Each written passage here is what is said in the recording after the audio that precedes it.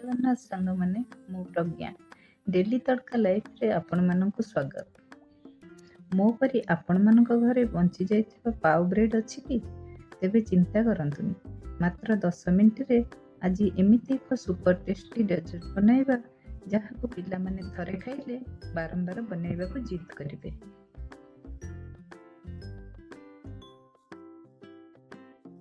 तेबे आसंतु आजिर एही रेसिपी आरंभ करिबा।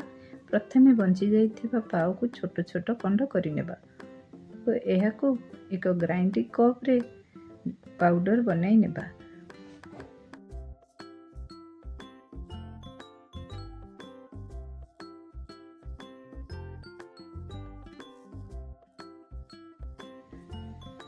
गैस रे गोटे कड़ाई बसाई से गोटे चामच घी को भल भाव गरम करिनेबा।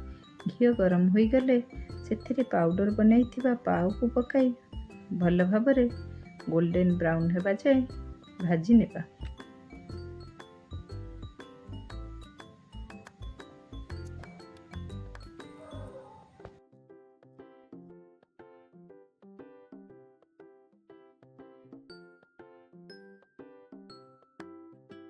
पर एथिरे 50 ग्राम चीनी गोटे छोट पैकेट मिल्क पाउडर मिसाई देबा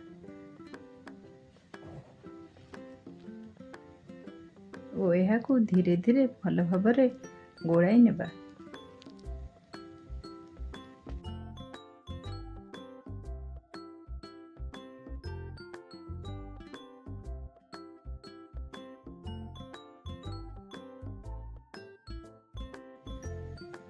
आगरू फुटाई रखिथिबा क्षीर को एथिरे मिसाइबा आ लगातार गोलाइबा।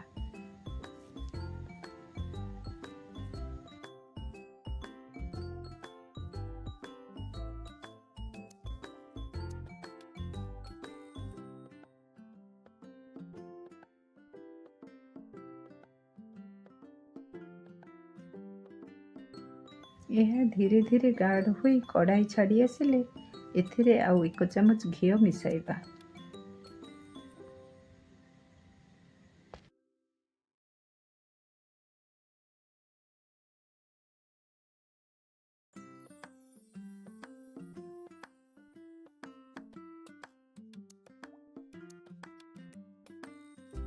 यह कड़ाई छाड़ा जाए भल भाव गोलाई चलता।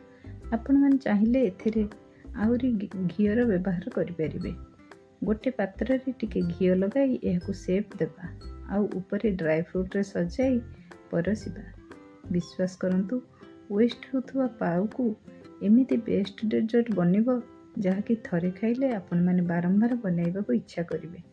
आपण माने थरे बनाई देखंतु आ मते कमेंट रे लिखंतु आजिर रेसिपी आपण मानकु केमिति लागिला। भल लगी भिडियोटी को लाइक शेयर और सब्सक्राइब करने को भूलिबेनी। तेबे देखा नेक्स्ट वीडियो रे, सेतेबेले जाए रहिले।